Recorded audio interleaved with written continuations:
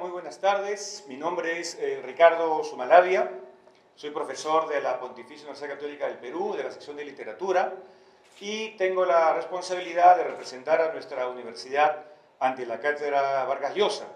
Y este año, 2024, hemos planificado una serie de actividades y vamos a iniciar justamente hoy con el ciclo Narrativas Peruanas Emergentes. Tendremos diversas mesas a lo largo del año, como también habrá otras mesas de poesía, más otras actividades con escritores nacionales e internacionales. Antes de iniciar esta mesa, quisiera darle la palabra al director de la Cátedra Vargas Llosa, el escritor y periodista Raúl Tola. ¿Qué tal, Raúl? ¿Cómo estás? Tienes la palabra. Hola, ¿qué tal? ¿Cómo estás, Ricardo? Muchas gracias por la presentación.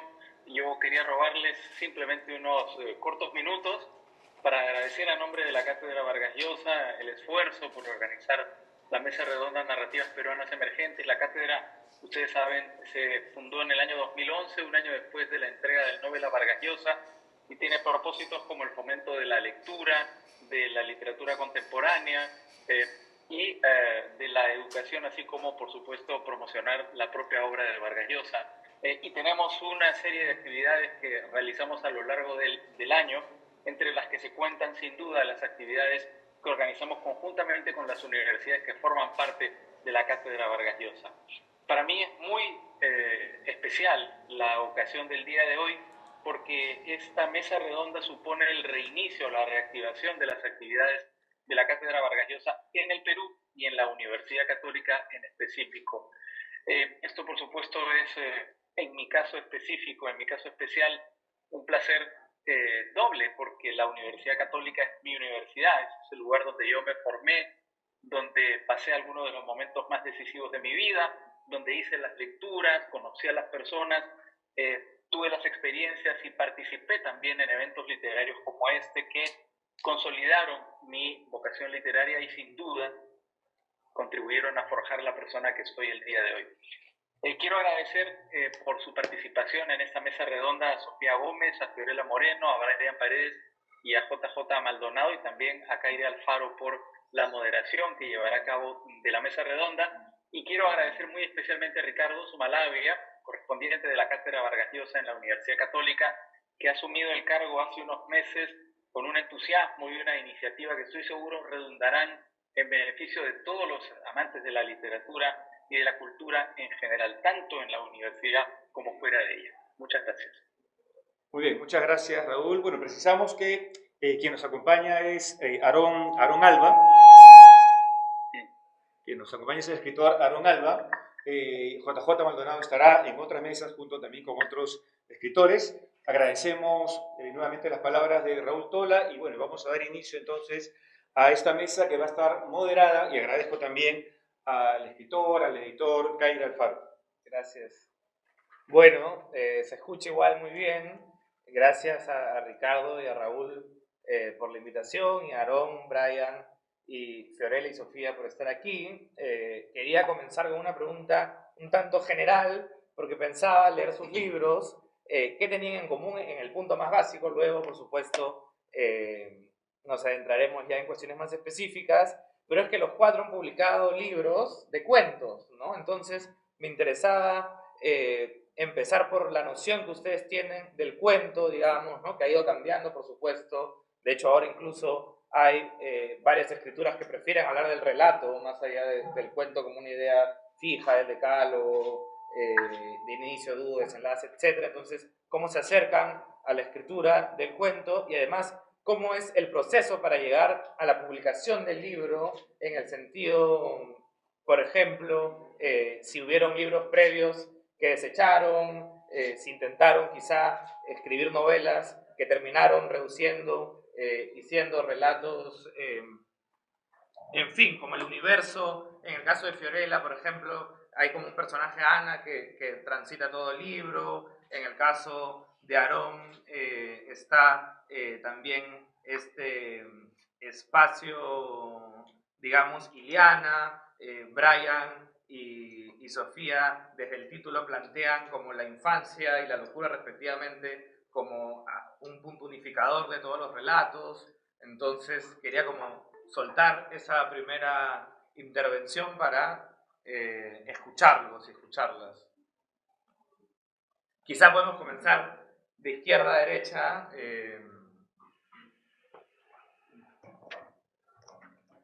Bien, muy buenas tardes con todos. Estoy muy contento de estar aquí en este conversatorio. Asimismo, agradezco a la Cátedra Vargas Llosa y a Ricardo Sumalavia por la invitación. Bueno, yo no podría hablar por todos en cuanto a demandas a la hora de escribir, lo que yo me inclinaría más por utilizar la denominación de relato propiamente, ¿no? Porque creo específicamente en la soltura, ¿no? En que no hay género que sea rígido. En estos tiempos es imposible hablar de algo así o de pensarlo de esa manera, ¿no? Sin embargo, creo que en mi caso tiene que ver no solamente con cómo uno se cultiva, digámoslo, cómo uno se forma, ¿no? Yo tengo una formación en la cual pues siempre me he inclinado por las historias más breves, más cortas, ¿no? Sino creo que también tiene que ver con un ecosistema, tanto de libro y también de estos nuevos productos culturales que sí es cierto que demandan mucha brevedad, demandan brevedad y una cuestión que tiene que ver también con el artificio, en este caso del creador, del autor, por entregarnos un producto que sea breve pero interesante a la vez, ¿no? Y que además en su brevedad haya cierta, por lo menos para mí, cierta densidad, ¿no? Que sea factible de múltiples lecturas, de muchas lecturas. Yo creo que cuando nos encontramos con un relato así o con una historia, independientemente del soporte, que demande lecturas, que sean posibles muchos enfoques, yo creo que para mí, como dicen, eso es arte para mí, ¿no? O sea, es algo que yo podría consumir y podría volver a consumirlo, ¿no? Y bueno, en cuanto a la génesis, ¿no? del libro, creo que definitivamente hay historias que se quedaron atrás y que tienen que ver también con una edad, ¿no? A veces se necesita que te golpee un poco la realidad, ¿no? El peso de los años para que, digámosle, puedas también hacer un filtro de las historias que realmente pueden, pueden ver la luz y aquellas que no, ¿no? Eh, y a esto le sumo pues el principio, este unificador, ¿no? Que para mí es muy importante, ¿no? Al respecto de mi libro, en algún momento por ahí me encontré con un artículo donde lo proponían como una novela, ¿no? Fragmentaria, una novela de aprendizaje, y me pareció muy, muy interesante esa lectura. Eh, no lo sé, no tengo yo la respuesta, creo que desde que entregué el libro, pues ese libro ya no es mío, no sé realmente cuáles sean las lecturas posibles, pero eh, creo que sí, ese principio es uno que me interesa para mis siguientes trabajos, ¿no? No, gracias. Voy a usar el micrófono. Sí, estoy con... A ver. Bien, primero que nada, muchas gracias a la Universidad Católica, a Ricardo Sumalavia, a la Cátedra Vargas Llosa por la invitación. Qué gusto estar aquí con colegas escritores tan importantes actualmente, ¿no? Bueno, en mi caso, yo soy músico de profesión. Quiero decir esto por algo, ¿no? Yo empecé a leer literatura de una manera, por gusto también, por el gusto de leer, no relativamente hace poco, o mejor dicho, relativamente hace poco. Creo que yo estoy leyendo de manera seria, así muy seguida, muy comprometida, desde hace unos 14 años más o menos, 2010, de repente un 2009 por ahí. Y yo empecé leyendo novelas siempre. Curiosamente lo que he publicado hasta ahora son cuentos, pero empecé leyendo novelas. Los cuentos luego los leí quizá un poco porque al nacerme esta intención de escribir, se suele pensar que, pues, que bueno, uno empieza con cuentos, es lo más corto, lo más breve a lo que uno puede experimentar. Pero con el tiempo, mientras he ido publicando mis libros, mis cuentos, yo mismo me he dado cuenta de que estoy tendiendo, al menos en mi escritura, incluso en mi escritura actual, a hacerlo un poco cada vez más largo. Mi primer libro de cuentos eran cuentos muy cortos, algunos incluso de media cara, creo, el menor. Estos cuentos que he publicado son 4 cuentos que son largos. El mínimo tendrá pues 5.000 palabras, el máximo 11.000. Entonces, como que yo pensando en mi propia escritura me doy cuenta que voy tendiendo a alargarlo, ¿no? Ahora mismo estoy escribiendo, por ejemplo, una novela ya que se me ha ido extendiendo y posiblemente se me va a seguir extendiendo, ¿no? Entonces, ¿qué es lo que yo he ido descubriendo de la naturaleza del cuento, ¿no? Que el cuento permite, aún así dentro de su extensión, todo tipo de experimentación, también en cuestión técnica, en cuestión temática, en cuestión narrativa, en cuestión de estilo, ¿no? Es un formato que es muy amigable para entrenarse en ese sentido, ¿no? Ahora, perdón. Si actualmente es un género que pega más, por decirlo de alguna manera, yo creo que eso va a depender del lector, ¿no? De lo que cada uno busque y por supuesto también de si el cuento permite engancharse, si permite que te guíe, por supuesto, a ti como lector, ¿no? Entonces, sobre el proceso de publicación en sí, por supuesto, he ido dejando también algunos relatos que no consideraba yo y que también nos consideraban los editores en este caso, ¿no? Y también los amigos lectores, ¿no? Siempre antes de publicar los cuentos yo los paso por amigos, comentarios, ¿no? A ver qué tal, ¿no? Entonces eso también me da un filtro, una ayuda. Y no sé si tiene que ver mucho con la pregunta, pero yo creo que al momento de que mientras más va avanzando la narrativa, la escritura de cada uno, es interesante, ¿no? Porque yo, por ejemplo, veo mis primeros cuentos, hace poco estaba viendo mi primer libro y ya tenía otra visión, ¿no? De acá, esto de aquí, de repente me parece que, o sea, yo lo ves con otros ojos, ¿no? No sé si la palabra es madurez, pero con una visión, digamos, al futuro, ¿no? Entonces, eso me gusta porque cada vez va uno teniendo esa experiencia, esa práctica, tanto de lectora como de escritura, para ver los trabajos anteriores con otros ojos, ¿no? Que finalmente van a permitir a uno experimentar cosas nuevas. Siempre para mí es una experimentación y quiero terminar mi participación para esta pregunta diciendo que en el proceso de la escritura de los cuentos, por ejemplo, yo sé que hay autores que dicen que uno tiene siempre que empezar sabiendo el final, ¿no? En mi caso, por ejemplo, no es así. Y de repente, por eso es que se me han extendido un poco los cuentos y se está extendiendo un poco mi narrativa actual, porque a mí me gusta sentarme mucho a poner una situación y no saber qué va a pasar, no saber en qué va a terminar, no saber por dónde se va a dirigir. Y yo creo que eso, como experimentación, a mí personalmente, hablando ya del proceso de escritura, me ha gustado bastante porque ahí es donde he sentido la necesidad de las técnicas, de las llamadas técnicas, ¿no?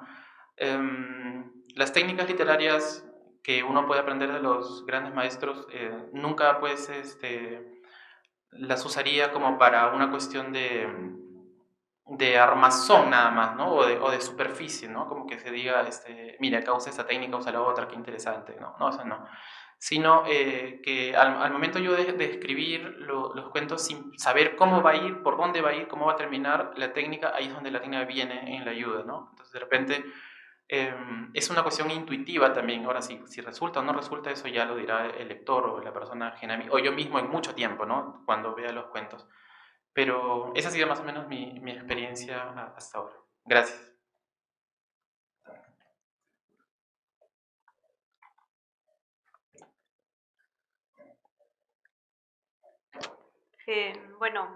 Buenas tardes. Muchas gracias por la invitación, Ricardo. También gracias a la Cátedra Vargas Llosa. Pensando un poco, escuchando un poco a Fiorella y a Aarón, respecto al cuento, coincido muchísimo con las propuestas y las reflexiones que traen. Yo pensaba también que el cuento implica otro tipo de, digámoslo así, de historia, ¿no? Yo justo estábamos conversando antes de comenzar todo con Fiorella y hablábamos de cómo ciertas historias requieren un tipo de formato para contarse distintos a otras historias, ¿no? Y creo que el cuento puede ser una oportunidad, un relato o una historia que sea no más breve, no menos compleja, pero sí que implique de manera un poco más clara un inicio y un fin para la tarea de la persona que escribe, ¿no? En una novela, el aliento de la novela puede ser mucho más largo, ¿no? El proceso de construir los personajes puede tener también otro tipo de matices, ¿no? Y otra cosa que pienso en relación al cuento es ese trabajo de orfebrería como tan fino, ese como un control, que no es un control porque uno o una se siente a escribir y finalmente coincido con Aarón, ¿no? Comienzas, te sientas con una consigna, con una idea, pero el trabajo te lleva a otro lado, ¿no? O te puede llevar a otro lado un poco más sorpresivo, pero sí creo que ahí hay una especie de mano o control distinto al momento en que me acerco yo con el cuento, ¿no?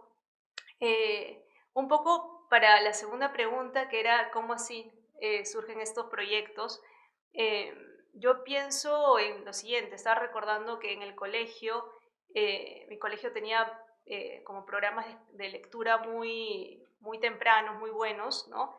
Y a los 10 años nos mandaron a leer los cuentos de Julio Ramón Ribeiro, ¿no?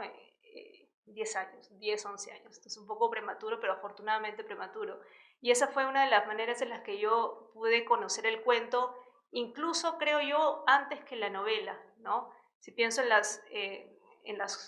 sé, en los libros anteriores que por el colegio leí o que en mi casa había, creo que el cuento era lo que estaba mucho más cercano. No sé si por una cuestión de edad, en caso de mi casa, pero ha sido esa mi entrada casi empate, casi en paralela con la novela, ¿no? La novela luego, claro que sí, he leído mucho, me gusta mucho leer novela, pero no olvido la impresión que me dio a esa edad tan temprana saber que podía haber una historia que no era una novela y que era tan preciosa y tan compleja en un espacio relativamente pequeño como un libro de cuentos, ¿no? Entonces creo que ahí tuve un acercamiento, casi como una conquista, ¿no? Del cuento. O sea, el cuento conquistándome a mí, obviamente, ¿no? Y luego cuando me percato de este deseo, esta pulsión de escribir, que fue mucho después, ¿no? Y que es curioso porque yo no tengo una formación en literatura, yo estudié otras cosas, tanto en pregrado como en posgrado, pero siempre estuvo de fondo la idea de leer, siempre leía y leo hasta ahora por placer, ¿no? Y también estaba esta idea de lo que podemos escribir las personas sin que reconozcamos que esto sea un acercamiento a la literatura, ¿no? Por ejemplo, un diario de joven o yo cuando estaba en la universidad, mis 20s, fue la época de los blogs, que es mucho, ¿no? El auge de los blogs, que todo el mundo tenía un blog para poder, no necesariamente escribir ficción, pero escribir algo, ¿no? Y ahora que ha pasado el tiempo, yo reconozco como estos momentos de escritura no oficial, no a partir de un entrenamiento, como pequeños acercamientos hacia esto que hago ahora, ¿no? Entonces, en el proceso de hacer el libro, yo tengo un libro de cuentos, claro, el manuscrito implicaba una serie de cuentos que eran no necesariamente una locura discreta, ¿no? Una locura discreta es el título del libro que encaja un poco o ejemplifica un poco el espíritu total del libro, ¿no? Y de los cuentos que lo conforman, obviamente. Entonces, en el manuscrito, que lo trabajamos mucho con mi editor Caire y también con maestras y maestros que he tenido la fortuna de conocer en este camino, me percaté que había algunos cuentos que giraban por otro lado, por otros espacios, ¿no? Y en ese proceso de selección ya implica otro tipo de aprendizaje, ¿no? Aprender que los cuentos que quedan en un libro tienen igual vasos comunicantes, ¿no? Algo que los puede reunir, no que los haga idénticos o exactos, pero sí que los hagan parte de una familia, ¿no?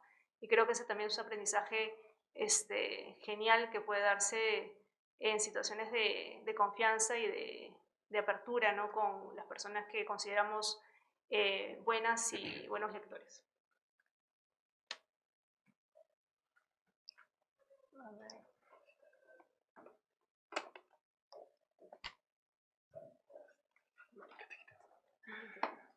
Hola, ¿qué tal? Buenas tardes con todos. Primero quiero agradecer a la Universidad Católica, a la Cátedra Vargas Llosa, a Ricardo Zumalavia por la invitación para conversar un poco de literatura peruana, un espacio tan agradable. Y bueno, qué preguntas y qué respuestas tan interesantes con respecto al cuento, ¿no? Lo que dice Sofía me hizo recordar bastante y me ha iluminado un poco y te agradezco por eso. Los recuerdos del colegio, ¿no? Yo estudié en Trujillo unos 5 años y lo que recuerdo de las lecturas y la literatura son cuentos que contaban los profesores, ¿no? Y agradezco mucho que en mis primeros años haya tenido muy buenos profesores de lengua y literatura, ¿no?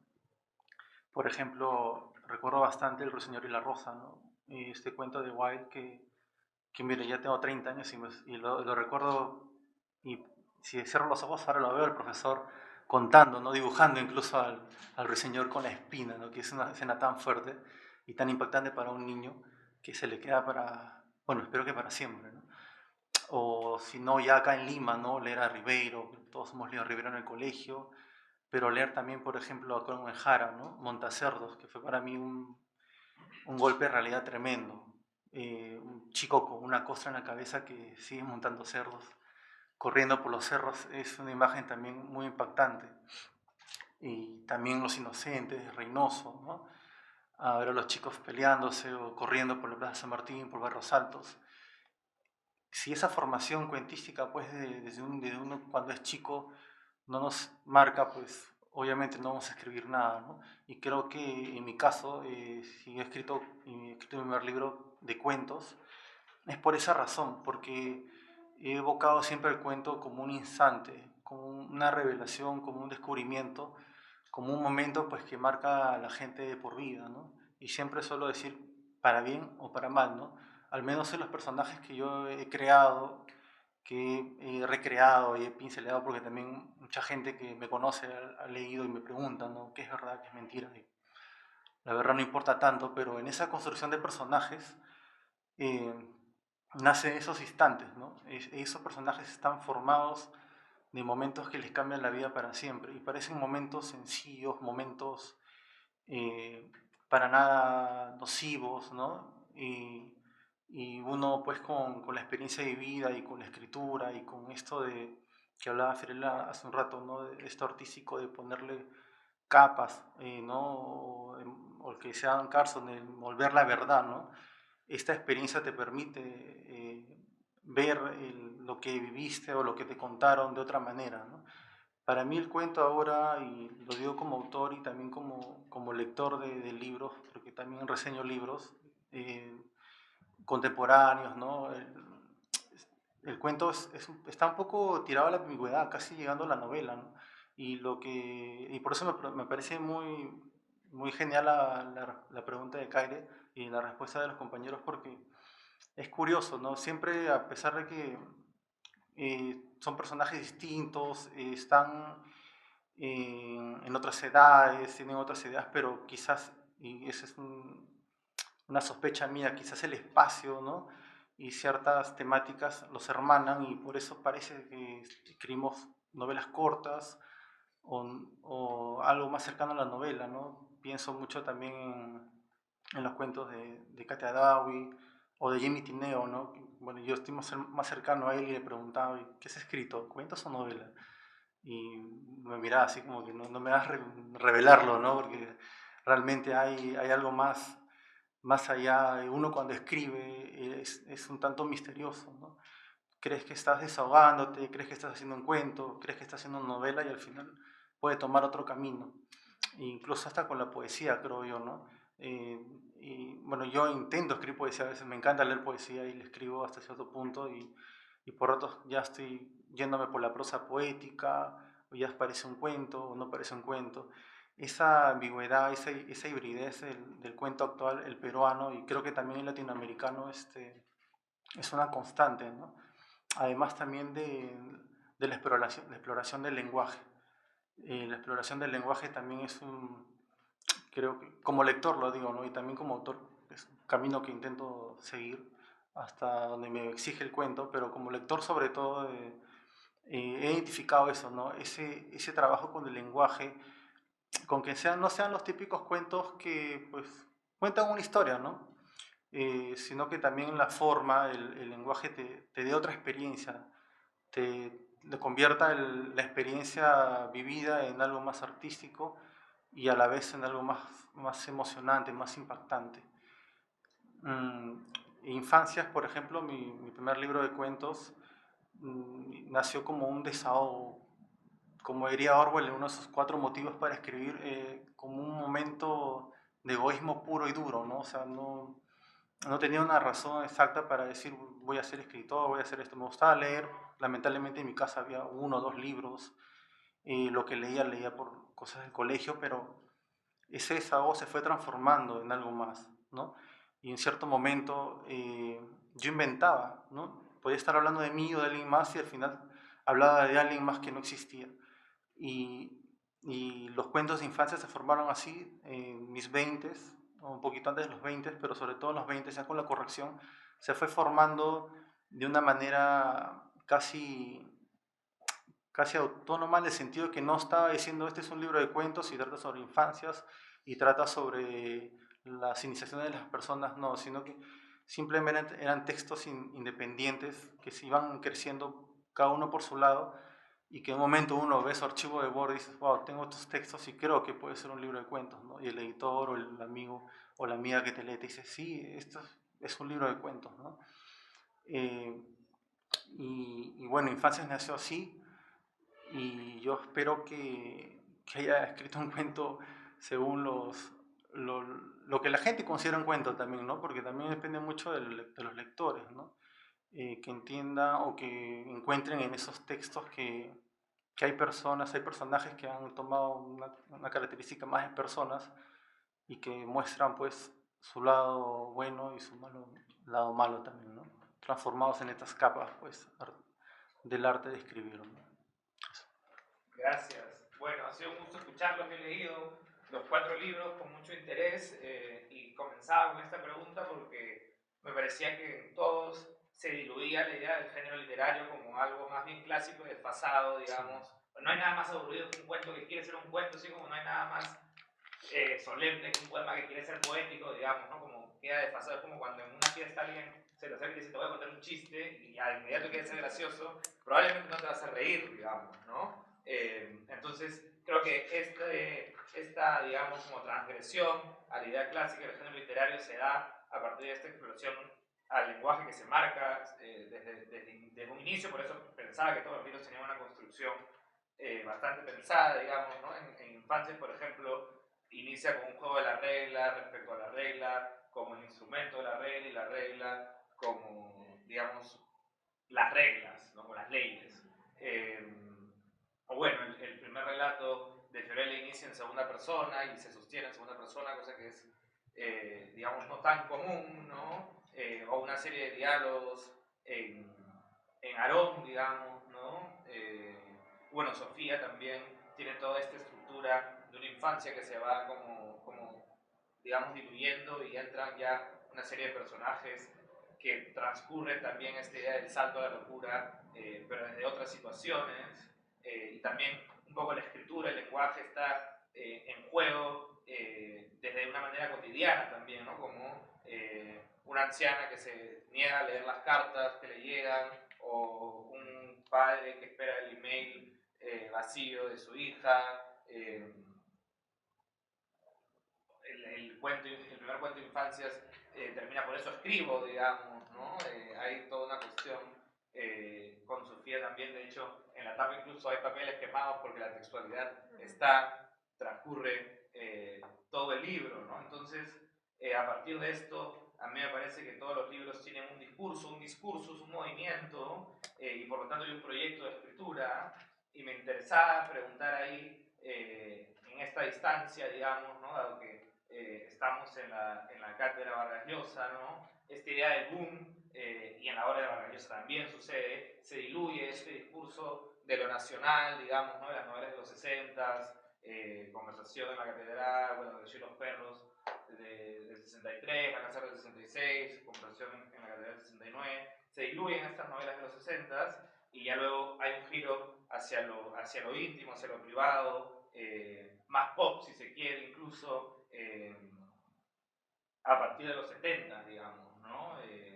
Ejemplos de las novelas, Pantaleón y las visitadoras, digamos, ahí ya también hay un juego epistolar, en fin, hay todos esos elementos más textuales, desde lo cotidiano también, y un Bolaño suele ser un poco el paradigma donde hay este giro que desde el individuo se va hacia lo colectivo, digamos, ¿no? Que en el boom quizá había toda esta idea del Macondo, de lo colectivo, que tendía a la idea de lo universal, digamos, ¿no? Y acá más bien hay como todo este giro al personaje, al individuo, al mundo privado, y pensaba también cuando recordaban, y otra cosa en común, es que todos ustedes han criado, digamos, bueno, no sé si se han criado, pero han crecido en los 2000, digamos, ¿no? O sea, el mayor de ustedes nació en el 87, entonces hay toda esta idea digamos, los 2000 como un espacio post-dictatorial, una memoria fragmentada, unas contenciones generacionales donde lo privado y lo público estaban en tensión, y todo eso está en sus relatos, digamos, ¿no? Entonces, quería ver un poco cómo se posicionaban frente a esto que estoy comentando, digamos, ¿no? Y creo que acá podemos ir de derecha hacia izquierda como para romper el sentido también. Claro, claro. Sí, también es un tema que me ha dejado pensando mucho. Bueno, yo nací en el 93, ¿no? Un año después de la caída de Abimel Guzmán. Sobre el terrorismo no viví nada, ¿no? Nada. Y en mi familia pues se comentaba poquísimo. De los pocos recuerdos que al menos escuché de mi padre, que él, bueno, nosotros vivíamos en La Victoria, cerca a Gamarra, y él contaba que una vez, ¿no? Salía a trabajar porque siempre trabajaba de madrugada y vio pues un ataque pues a un puesto de comida, ¿no? De tallarines, la escena pues no sangrienta, el asesinato, ¿no? Y él lo relacionaba con la época del terrorismo y con los apagones, ¿no? Y bueno, yo cuando terminé de escribir Infancia, ya estas preguntas me las hice después, ¿no? Con el libro, ¿no? Decía, bueno, mi libro quizás ha caído en cierta frivolidad, no hablar, creo que ni siquiera se menciona, ¿no? El conflicto armado interno, o no se menciona los 80 ni nada, ¿no? Y ayer estaba leyendo algunas cosas y teníamos apuntes de Orwell, un ensayo de Orwell que decía, bueno, al final todas las obras de arte de todos los libros son políticos, ¿no? Aunque no estén hablando de política, incluso cuando tú dices que un libro no es político, ya hay una actitud política ahí, ¿no? Hay un sesgo, hay un rasgo. En ese sentido, a mí se me iluminó algo porque también vino otro recuerdo de mi padre, mi papá siempre lo conversábamos, y con el libro, pues,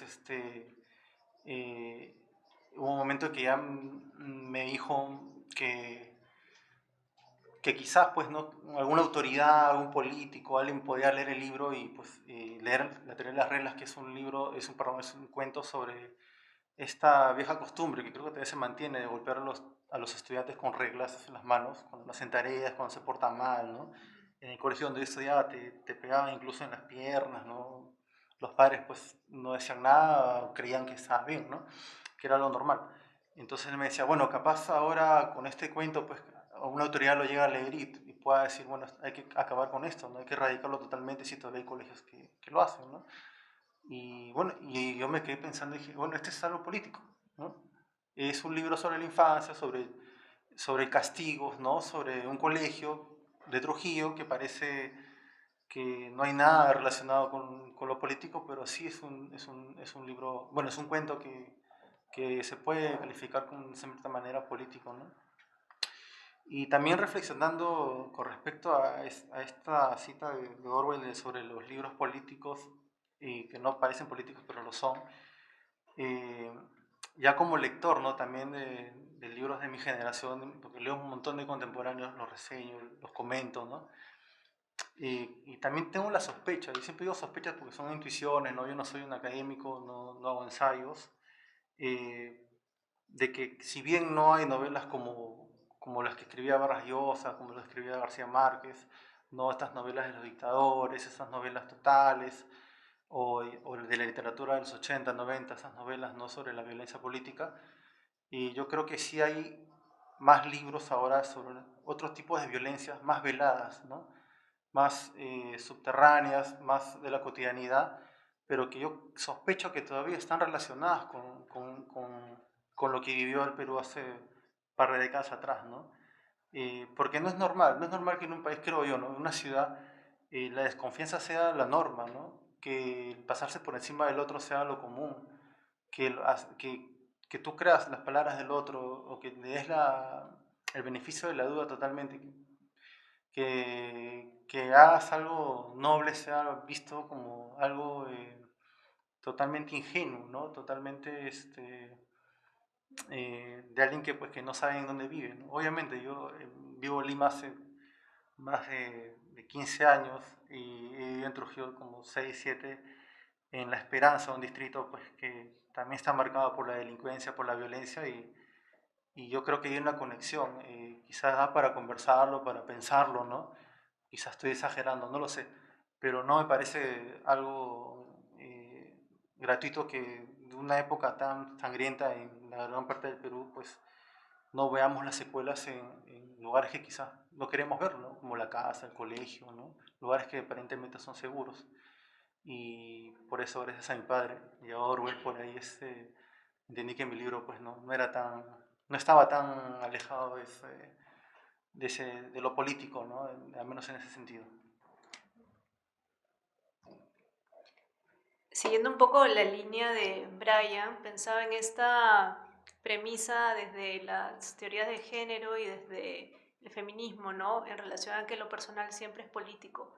Y creo que hablando desde un lugar personal, ¿no? Cuando aparece la idea de escribir un libro, cuando me percato de que hay ciertos cuentos que son familia, ¿no? Y que como familia se podría organizar algo, no lo pienso desde el lado de si es que hay un tema, digamos, si es que responde a una necesidad política del momento en un término tan abstracto, porque cuando uno escribe y cuando luego edita, estás tan zambullida en eso que no puedes pensar en cómo va a ser la recepción, que creo que es un análisis posterior. Entonces, el ejercicio que nos estás invitando es un análisis posterior.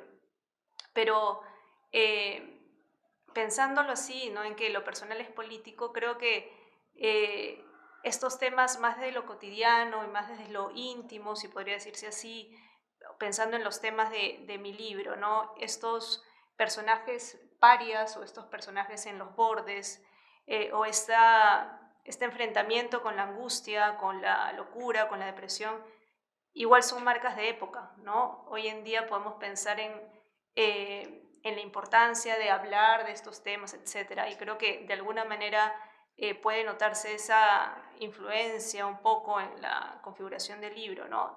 También pensaba en cómo de alguna forma los cuentos que tenemos aquí, nuestros intereses también parten desde la infancia, ¿no? Y que creo que esa es otra forma de pensar en un tema político contemporáneo, ¿no? La importancia de la voz de la infancia o la problematización de situaciones de violencia que son más cotidianas, más íntimas, más normalizadas, ¿no? Pensándolo así y escuchando un poco cuando Brian hablaba del terrorismo y que no lo había vivido necesariamente en esa época, ¿no? Las secuelas, lo que escuchaba, seguramente sí. En Una locura discreta, si tuviera que pensarlo desde esas coordenadas, hay un cuento que incluso ni siquiera lo menciona, ¿no? No menciona terrorismo, sino menciona como una atmósfera un poco convulsa, ¿no? Desde la perspectiva de una infancia, ¿no? Me parece como interesante esto que no me había percatado antes y que no había pensado antes en cómo la infancia emerge en estos libros de una manera terca, ¿no? Positivamente terca. Y creo que eso podría ser algo digamos, ligado a esta idea de lo personal es político, ¿no? Pero igual difícil, porque es como pensar de nuevo la forma en la que escribimos desde otro lugar, no desde el lugar de escritora, sino el lugar de alguien que analice el propio libro. Y sí, me quedo con esa idea. Gracias.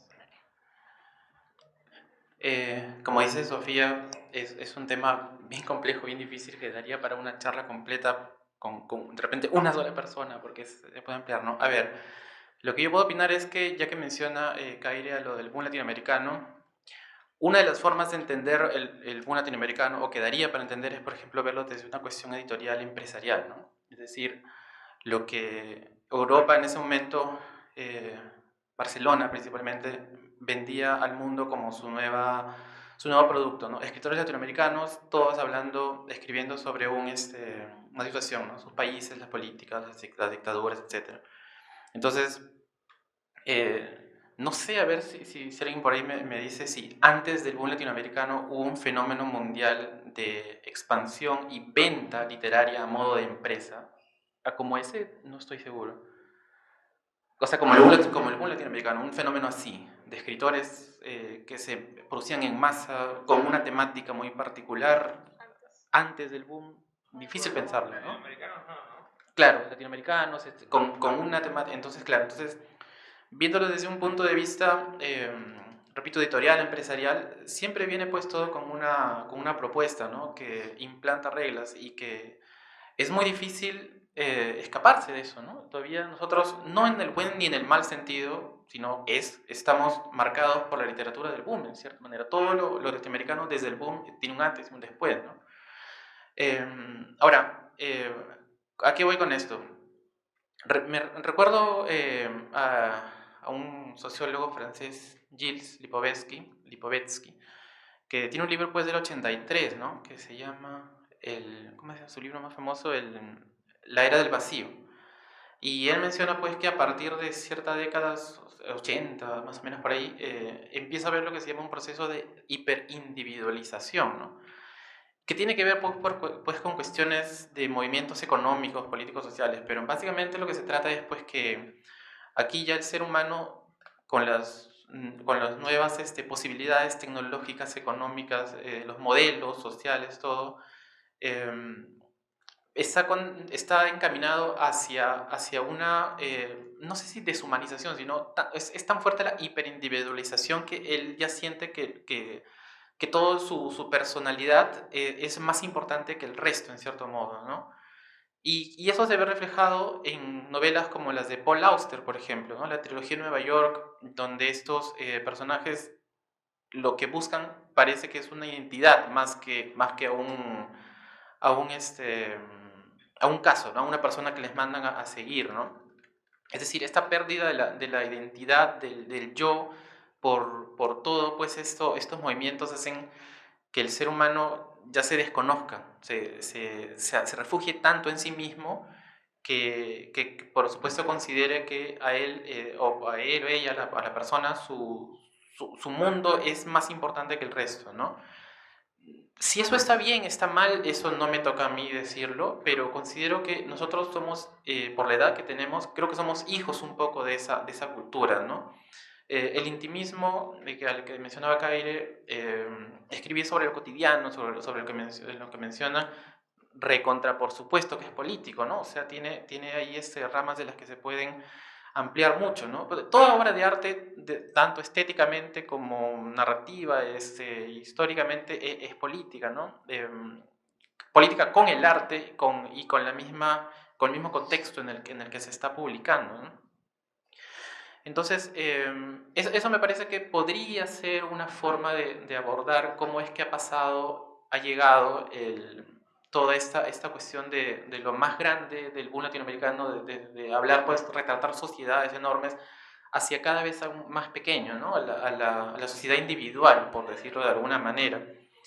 Y esa sociedad pues tiene aparentemente patrones también, ¿no? Que son, por ejemplo, una de las cosas que dice Lipovetsky en su libro, también recuerdo, es ese culto al cuerpo, ¿no? Y al cuerpo pensado como objeto eterno de no muerte, ¿no? Es decir, a la juventud, a pensar que los problemas de la muerte no van a llegar porque no nos competen a nosotros tenemos que estar completamente metidos en nuestra actualidad, en nuestro mundo y disfrutar sin preocuparse en algo más, ¿no? Es decir, a eso es lo que ha llevado de cierta manera la sociedad como conjunto, ¿no? Pero cuando aparecen escritos que hablan sobre eso, o escritores que narran lo cotidiano, lo individual, tiene una carga, por supuesto, muy política, muy contextual, muy actual, de justamente eso, ¿no? De ese movimiento que ha llevado a la hiperindividualización. Si eso está bien o está mal, repito, es simplemente el curso de la historia, ¿no? Pero yo personalmente, o sea, en lo que he leído, me gustan mucho ambas corrientes, digamos, ¿no? La literatura del boom, la novela social, la novela total, como también la literatura intimista, por ejemplo. Hay cosas que me parecen igual de buenas, ¿no? No discrimino uno del otro, ni por supuesto caigo en el error de decir que una cosa es más importante que la otra, ¿no? Eso lo dicen quienes necesitan decirlo para poder ofrecer un producto, ¿no? Eso es lo que pensaría.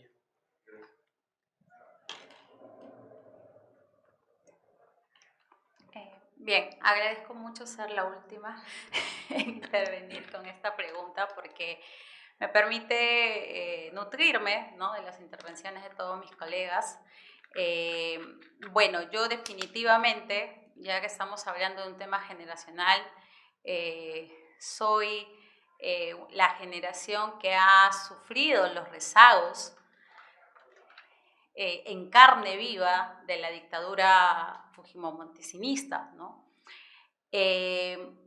Y eso definitivamente ha traído repercusiones, ¿no?, en una posición política que yo considero que tiene todo autor, aunque él no sea consciente de ello, él o ella, ¿no?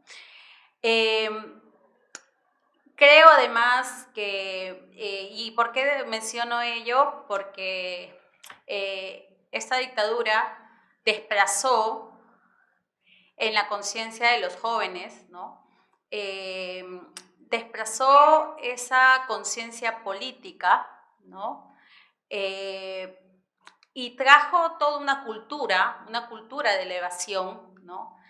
De allí también cierta literatura que se considera, según la crítica, evasionista, ¿no? Sin embargo, también se mencionó este gran tema que ha sido tan abordado, tan estudiado como es el boom latinoamericano, ¿no? Con las grandes narrativas que ofrecieron, ¿no? Y inevitablemente me lleva al tema de la literatura comprometida, ¿no? Pero yo creo que actualmente, a estas alturas, en una era globalizada, atomizada, en fin, creo que estar entre en esos dos polos, o ubicarse en la elección de dos polos, o mi literatura es comprometida o es una literatura esteticista, escapista, creo que no se puede simplificar de esa manera. Yo lo veo así, ¿no? No lo podría simplificar. Creo que, como bien lo decía Sofía, ¿no?, con esa frase muy famosa de Kay Miller, ¿no?, lo personal es político, ¿no? Creo que efectivamente en las historias cotidianas que se ofrecen está un acto político muy importante, que es el de referenciar, ¿no?, referenciar y problematizar el contexto, ¿no?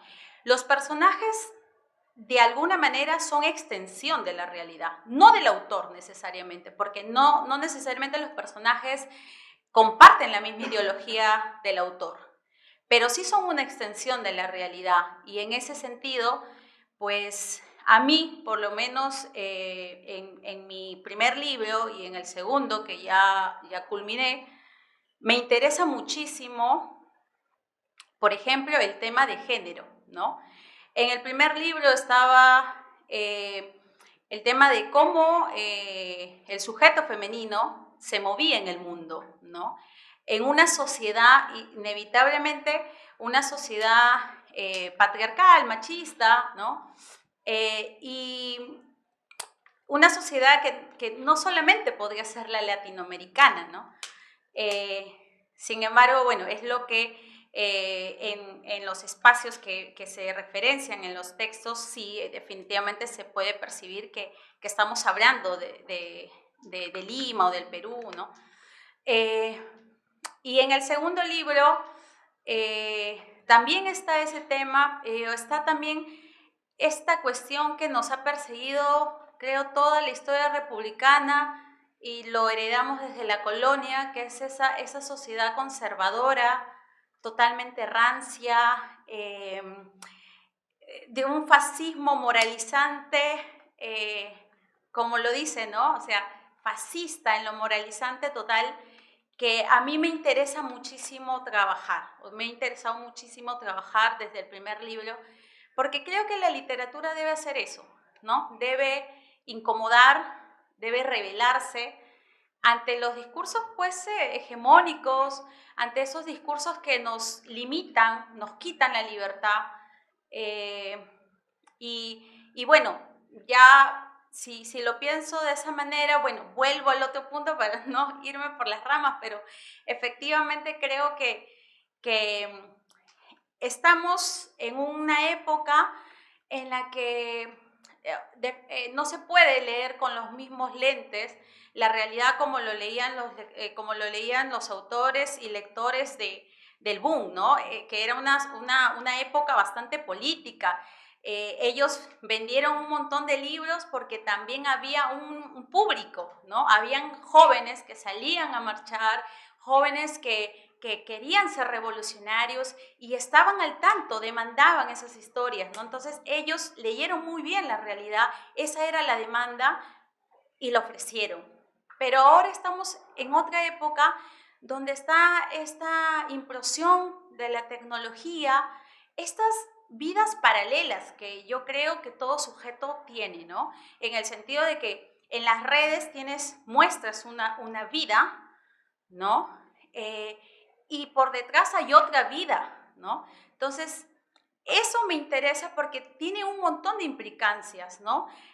A nivel mental, a nivel social, profesional, ¿no? Entonces, creo que es un reto, me parece, para nosotros los autores de ahora, leer la realidad desde frente a esta época tan convulsa a nivel ideológico, ¿no? Con el fascismo que nos rodea por todas partes y la violencia que está tan naturalizada y un tema, por ejemplo, el tema de género, que siempre se ve como un tema marginal y no como un tema transversal a otras problemáticas, ¿no? Bueno, eso quería decir. Gracias. Gracias, Fiorella. Bueno, entonces me llama la atención, por supuesto, todas sus respuestas, que abren muchos puntos y están muy interesantes. Y claro, Nelly Richards menciona un poco la muerte de las utopías, digamos, ¿no? Que ya no es posible pensar los grandes relatos, ¿no? No sé, Mark Fisher, la idea de que es más fácil imaginar el fin del mundo que el fin del sistema, que en este caso es el capitalismo, ¿no? Entonces, pensando en esto que también da pie a una globalización, de hecho, Sofía, tú mencionabas que los blogs y demás, la era digital a los 20, cuando como comenzabas a acercarte a la escritura, en esta, digamos, globalización, pensaba que significaba la idea de literatura nacional para ustedes, digamos, no sé si se sentían parte de una idea de literatura nacional y además si es que se limitaban solo a esta idea de literatura nacional, tanto en la idea de literatura como en la idea de nacional, digamos, ¿no? Porque suelen preguntaba por influencias y una respuesta suele ser Ribeiro, Vargas Llosa, ¿no? Que es parte de la narrativa nacional, pero por supuesto, Aarón mencionaba que él era músico, digamos, ¿no? Entonces, ¿qué tanto la música entra a tu trabajo escritural, digamos, ¿no? O, en fin, el cine, otras artes en todo caso, ¿no? Entonces, eso, ¿cómo se posicionan frente a la idea de literatura nacional? Si es que para ustedes la hay, y además frente a las otras artes como influencia para la escritura, ¿no? Podemos volver ahora de derecha para izquierda, o bueno, ya me perdí. Bien, ¿Ah, de sí? izquierda a derecha, claro. Ah, yo. Bien. Bueno, ahora esta vez no tuve mejor suerte. Bueno, hablar de lo nacional es un término, es una categoría bien complicada, la verdad. Se ha debatido un montón de veces qué es, empezando, o sea, si nos ceñimos a este territorio, ¿qué es nación? ¿No? Si lo simplificamos a lo que se puede decir lo propio, lo amerindio propiamente, o más bien nos vamos hacia un lado más cosmopolita, ¿no? Entonces, para mí me parece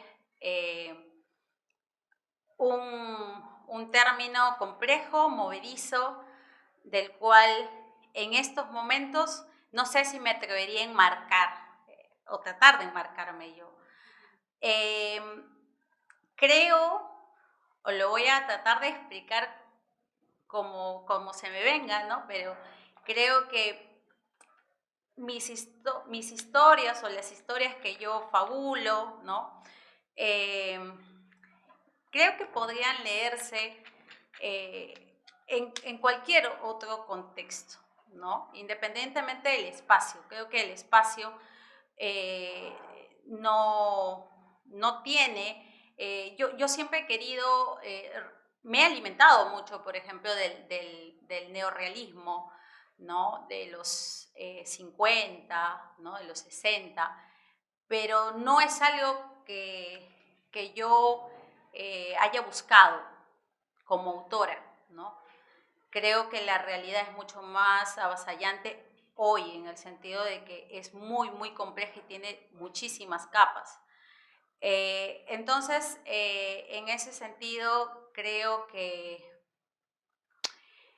si puedo hablar de algo, de una tierra, en el sentido de una conexión espiritual, una deuda literaria, yo podría decir que son las autoras que me formaron, ¿no? Yo, durante buena parte de la adolescencia, creo que yo, es decir, me formé con los autores clásicos, pero hubo una epifanía, ese momento que me llevó a mi autodescubrimiento incluso, haberme encontrado con libros de autoras. No porque yo no hablaría de una perspectiva femenina, porque ahí entraría también, sería un término muy complejo de feminidades, ¿no?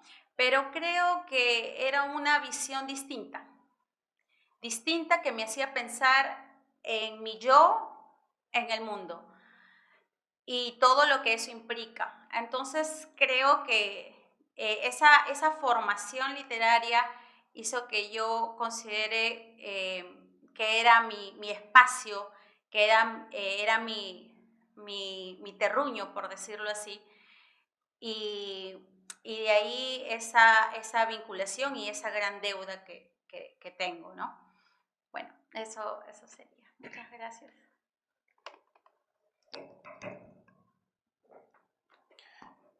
Sí, coincido también con Fiorella en lo que dice de hablar de nación, es algo bien complejo porque nosotros creo que ese va a ser, o viene siendo hasta ahora nuestro gran problema, ¿no? Justo hace poco leía el texto de 7 discursos de, de la realidad del siglo XX, de Fred Ronner, y menciona que o sea, menciona 7 discursos del siglo XX, desde Leguía, desde el mismo Velasco, Odría, hasta también sale González Prada, ¿no? Y el hilo conductor es que hasta ahora no somos una nación, ¿no? Entonces, hablar de lo nacional es bien complicado, es bien riesgoso. Ahora, lo que yo creo es que, al menos desde mi experiencia, por ejemplo, Fiorella menciona lo del realismo, ¿no? En mi caso también me vi influenciado por este realismo limeño, en este caso, este realismo urbano, ¿no? Por el lugar donde yo he vivido. Yo he vivido en el centro de Lima, Girón Ayacucho, en la cuadra 1, hasta los 17 años. Entonces, recordando mi infancia, que por lo general es la época que uno más lo marca, o sea, vivir en un lugar muy urbano, muy limeño, no había otra cosa en la mente que estar dentro de una realidad muy real, entre comillas, ¿no? Entonces, mi primer libro de cuentos, por ejemplo, está ambientado en ese barrio, en esa calle que llamaban El Tigre, le llamaban.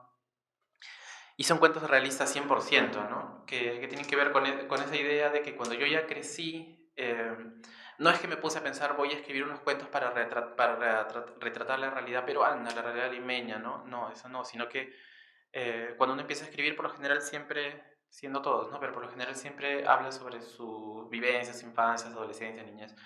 Y lo que salió fue eso, ¿no? Fue cuentos ambientados en el centro de Lima de los 90s, que era una época, pues, bastante convulsa, bastante difícil política, socialmente, económicamente. Bueno, económicamente estaba aparentemente mejorando, pero en lo que es la parte de cultura, creo que en los años 90 ha sido pues algo que hasta ahora nos marca, ¿no? Imaginemos toda esa cuestión del racismo, clasismo que había pues en la televisión, en los medios como algo normalizado, ¿no? Vivir en el centro de Lima para mí fue enfrentarme a la supervivencia del más fuerte en ese sentido.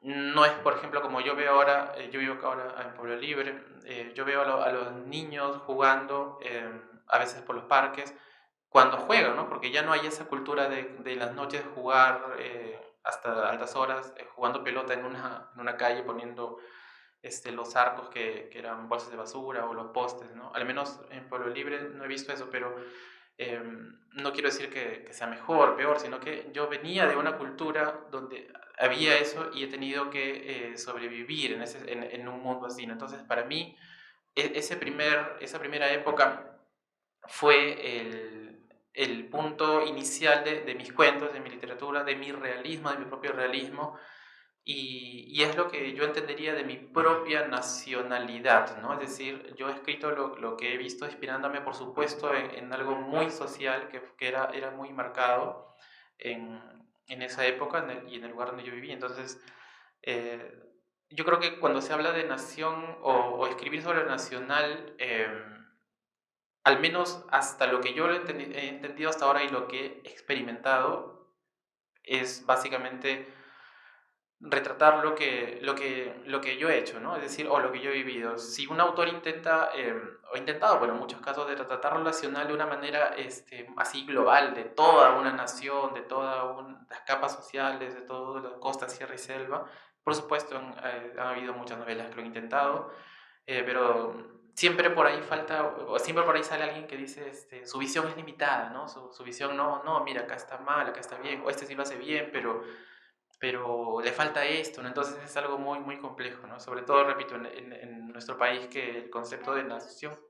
Dime. Es que hay una lectura sociológica. También, claro. O sea, ya cuando entran ya esas visiones, esos ángulos, es bastante más complejo de lo que parece, ¿no? Gracias.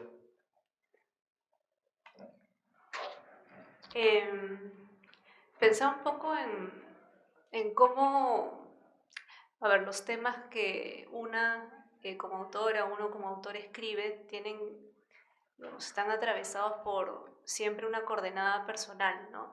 Y en esa línea es imposible, creo yo, escribir sobre cualquier tema o ser esta idea de lo abarcativo, ¿no?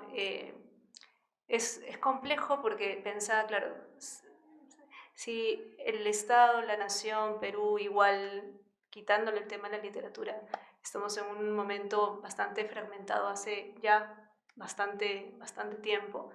Eso también va a impactar un poco en cómo podemos considerar nuestro trabajo y nuestro sentido de pertenencia, ¿no? Pensaba en quiénes qué poblaciones están tradicionalmente subalternizadas al momento de ser objeto de narrativas o sujeto de escribir narrativas, ¿no? Pienso, por ejemplo, en la población LGBTIQ+, ¿no?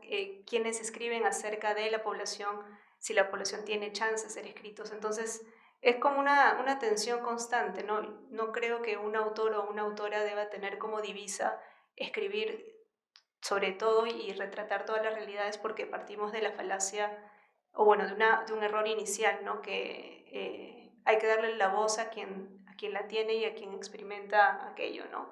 Entonces creo que es complejo.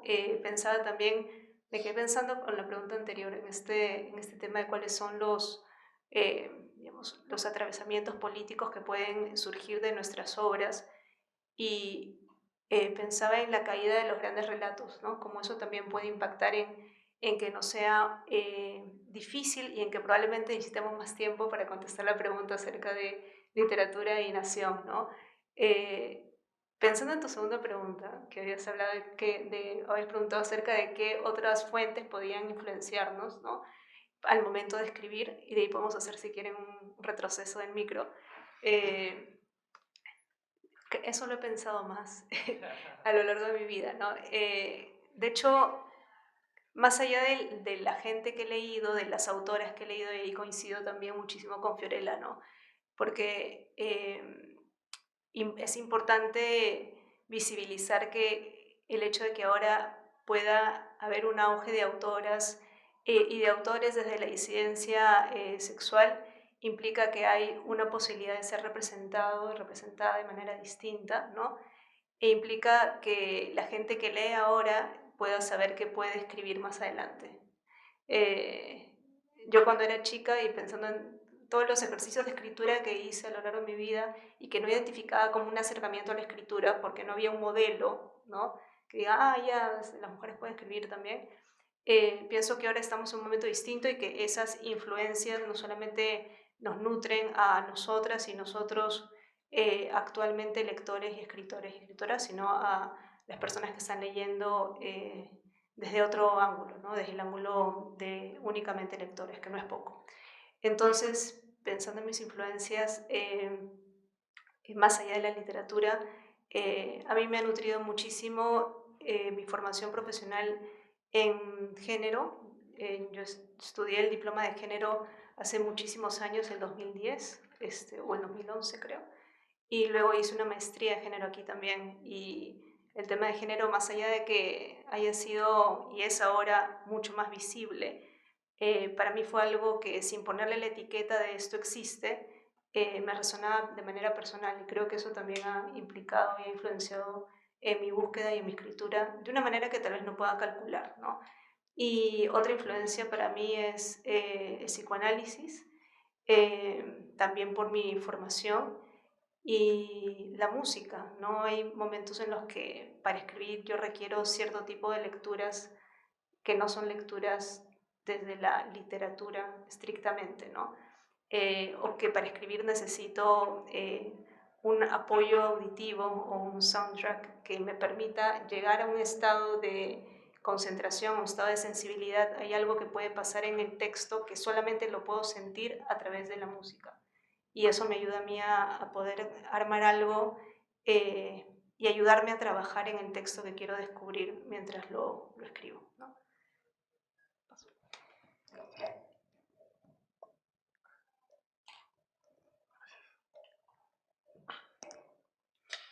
Bueno, sí, ¿no? En cuanto a lo nacional, lo literario, ¿no? Y dónde nos encontramos nosotros, creo que es una pregunta para reflexionar capaz toda la vida, ¿no? No un par de 10 minutos, pero es igual interesante, que me he tenido chance de pensar un buen rato mientras hablaban los compañeros y los escuchaba. Bueno, yo diría que el realismo directamente, ¿no? Yo me siento hermanado con autores realistas, eh, también con lo fantástico. En realidad creo que es con cada influencia que cada uno tiene, ¿no? Es inevitable. Si nos quedamos en un solo lado, nos traicionamos, no vamos a ser exactos en ese sentido, ¿no? Y como también he reflexionado bastante acerca de lo nacional, ¿no? Pensaba en esto de cómo me identifico como autor, ¿no? Y también ayer estaba releyendo a Juan Gonzalo Rose, ¿no? Y encontré este verso que me encanta y como que sintetiza un poco lo que siento, ¿no? En cuanto a, como autor peruano, que dice: tristes reliquias somos de un hermoso país que jamás conocimos. Y no voy a agregar más porque creo que es contundente, ¿no? En el sentido de lo nacional. En cuanto a influencias, también lo primario pues es la experiencia, creo, ¿no? Al menos en mi caso es la experiencia. Yo, por circunstancias personales, terminé viviendo en una casa multifamiliar donde, si no me equivoco, el 80% de personas eran mujeres y, y donde nos pasábamos mirando telenovelas. Entonces, una influencia creo que inmediata y que recuerdo ahora es mirar telenovelas, mirar melodramas, ¿no? Tener ese impacto emocional de la traición, del amor, la venganza, todo eso llevaba a la hipérbole, ¿no? Me encantaba. Y, y como autor, pues yo siempre he tenido complicaciones para hablar en público, para expresarme, para preguntar. Incluso en el primer cuento de infancias ahí está el personaje, ¿no? De ese tipo, ¿no? Como una especie de alter ego. Y pues la primera, aparte de la experiencia, ¿no? También la influencia, creo que total, y para no envolverlo tanto con tantas palabras, el chisme. El chisme. En mi familia todos éramos chismosos, ¿no? Alguien salía a la calle y venía y te contaba algo, ¿no? Mira, la vecina, el vecino, me pasó esto, me pasó lo otro, ¿no? Sabías de tal, ¿no? Tal secreto, tal, ¿no? Creo que incluso Harari dice que, ¿no? El chisme fue lo que nos ayudó a evolucionar, ¿no? Como dentro del Homo sapiens, ¿no? Y yo le creo, pues, porque mientras creo que más nos contamos las experiencias, más hablamos de lo que nos pasa o de lo que le pasa al otro, bueno, entre el bien y el mal, ¿no? También porque hay mucho daño en ese camino, nos interesamos más en la vida, ¿no? Y eso lo dice Lurry Moore, ¿no? Ella dice: yo escribo, y a veces creo que incluso escribimos en lo cotidiano para interesarnos en nosotros mismos, como especie, ¿no? Como ser humano, ¿no? Porque si uno se pone a pensar en lo casi, bueno, me pone un poco existencialista, ¿no? En lo casi absurdo que es vivir, ¿no? En cierto sentido, pues la literatura te ayuda a darte cuenta que ciertas experiencias son hermosas, son tristes, conmovedoras, entonces te saca de ese foco. Entonces, para mí, influencia directa de experiencia, el chisme, ¿no? Eh, las telenovelas, ahora más adelante ya de grande las series, ¿no? Las películas, a mí me gusta bastante también los animes, los mangas, ¿no? Para mí, si me dicen un autor que es mayor influencia ahora, es Eiichiro Oda de One Piece, me encanta. En televisión, Los Sopranos, ¿no? The Wire, bueno, ahora en el tema de la construcción de personajes, ¿no? Tony Soprano, que es un tipo que puede parecer tu tío, incluso tu papá, ¿no? Todo bonachón, medio gordito, bonito, ¿no? Que te habla bien, que te regala cosas, ¿no? Pero en la otra cara de Tony Soprano es el que mata, el que manda a matar, que incluso mata a su sobrino, ¿no? Esa dualidad, esos personajes complejísimos, ¿no? Que no son ni buenos, ni malos, ni víctimas, ni victimarios, esa influencia para mí es vital, creo yo. Y la buena televisión, que también para mí es buena literatura, pues está llena de eso, ¿no? Y bueno, y en el anime, pues no me dejarán mentir que hay muchísimos animes que tienen esas dualidades, ¿no? Personajes muy ligados a la maldad, a la crueldad, que tienen sus redenciones, y también personajes muy buenos que tienen sus caídas terribles, ¿no? La música, como dice Sofía, también me pasa también con la escritura, ¿no? Hay momentos que me pongo a escribir y si encuentro el disco perfecto, pues sale, ¿no? Y es un buen día, ¿no? O como diría Stephen King, ¿no? Cierras tu ventana, pones tu música y escribes y estás en tu mundo, ¿no? Como autor también eso me sirve bastante y creo que la música es una influencia genial. No soy músico como Aarón, pero sí la música me genera cosas que no podría explicarlas ahorita, ¿no? Pero esas son las influencias. Gracias a todos. Y bueno, se abre el diálogo, me parece. Si es que alguien tiene alguna pregunta, es el momento para hacerla. Igual si entre ustedes también quieren agregar algo, también es el momento.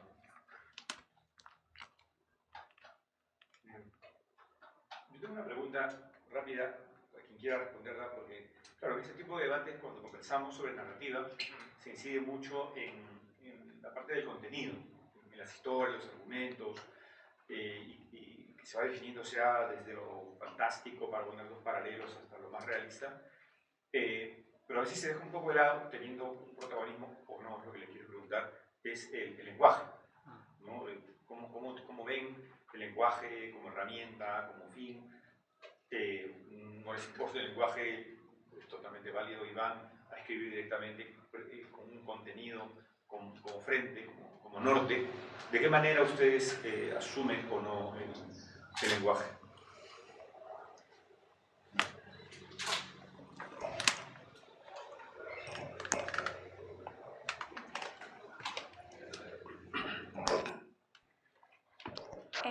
Bueno, en mi caso, creo que para mí el tema del lenguaje es sustancial. Creo que contar historias, hay muchos medios para contar historias, ¿no? Pero creo que lo que genera un estímulo distinto y es lo que busca el lector, es esa conexión con el lenguaje, ¿no?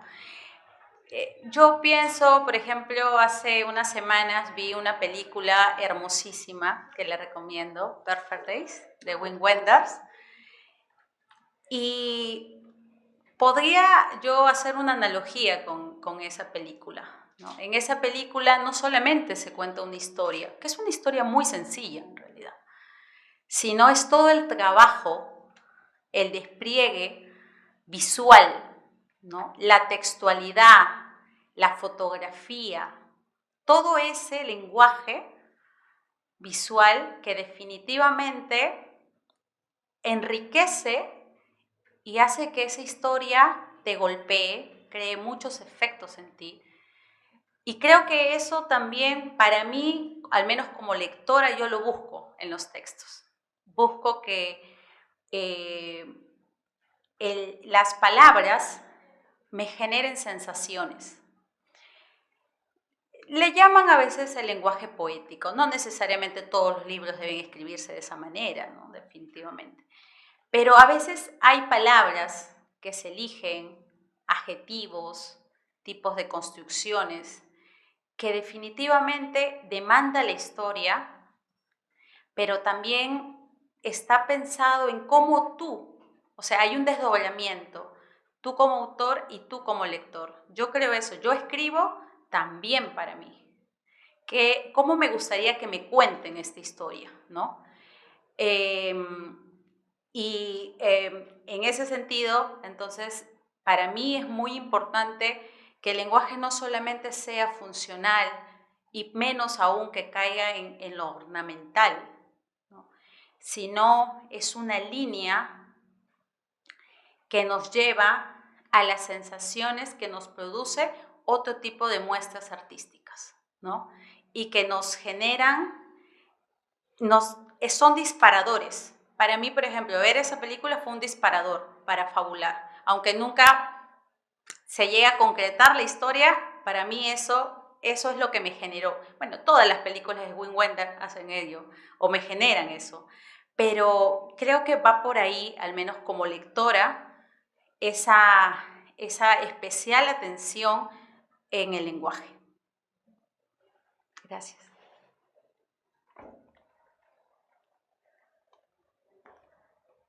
Gracias. Pensaba en varias cosas, ¿no?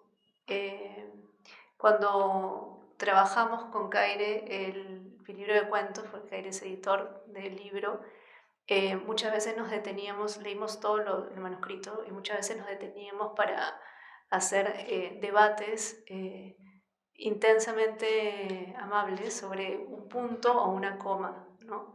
Un punto o una coma, y se nos podía ir ahí media hora, una hora, viendo si era un punto, si poníamos esta palabra u otra. Entonces creo que en el lenguaje se juega el espíritu de la historia, ¿no? Y entendiendo el lenguaje no solamente como la selección de una palabra precisa que pueda generar un efecto o el orden de las palabras, sino también en la estructura que elegimos para poder narrar aquello que queremos narrar, ¿no?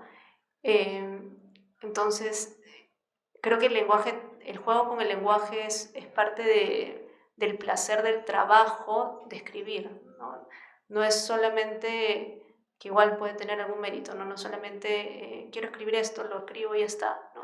Sino el hecho de la corrección y la importancia de la corrección constante del texto habla de que hay un lenguaje que hay que tratar de alcanzar o asir, ¿no? El lenguaje personal, los códigos personales que para este cuento, para esta obra se requieren, ¿no? Que se reconoce como verdaderos para la autora o para el autor. Pensaba también en esta idea de Lacan, que dice que el inconsciente está estructurado como un lenguaje, ¿no? Como para hacer una metáfora, el cuento o el arte de narrar está estructurado a través de un lenguaje, ¿no? Y vamos a encontrar que una tarea de las personas que escribimos es acercarnos y trabajar en ese lenguaje que es único, personal, característico, que podemos ver que emerge en nosotros y nosotras al momento de toparnos con un cuento, ¿no?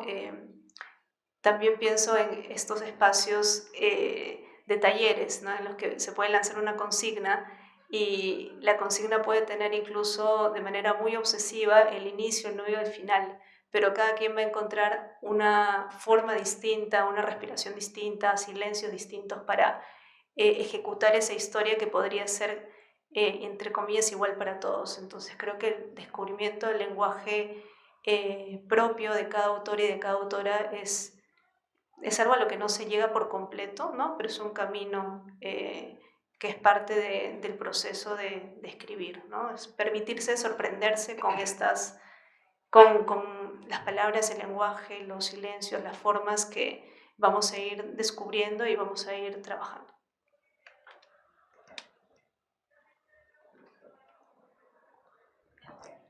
Sí, para ser breve, el lenguaje creo que va de la mano de la historia, ¿no? Y está de acorde a la propuesta creativa del autor.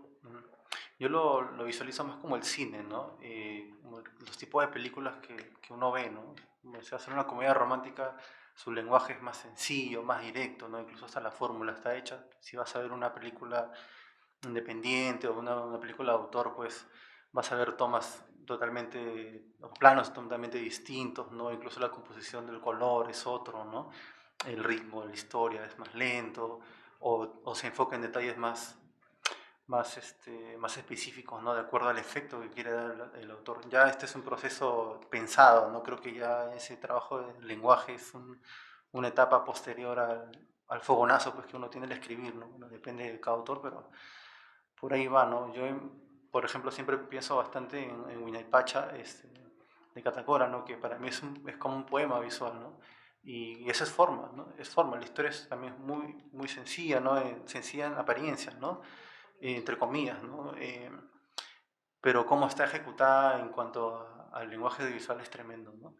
Entonces, en literatura creo que es igual, que depende del autor, ¿no? Lo que quiere darnos. Y si yo voy a contar una historia de niños, pues busco un lenguaje que se adecue las palabras, que se adecúen los adjetivos, o que no haya adjetivos, o no sé, toda es cuestión de palabras y es un poco difícil de explicarlo.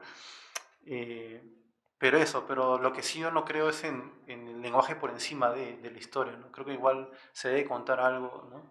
No lo espectacularmente impactante o no lo totalmente divertido o totalmente horroroso, pero sí creo que debe ir de la mano, porque sí me ha pasado que a veces encuentro muchos textos, algunos textos que son tienen esta temática de la exploración del lenguaje y pues en ese sentido es espectacular, pero me agotan un poco, ¿no? Pero es como lector, ¿no? Pero ese es otro tema.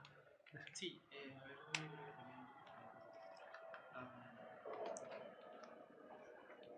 sí, lo del lenguaje es un tema que es bastante interesante, yo creo que sobre todo de pensarlo, pero no sé si de quedarse mucho en el sentido de que uno siempre nace con un lenguaje, ¿no?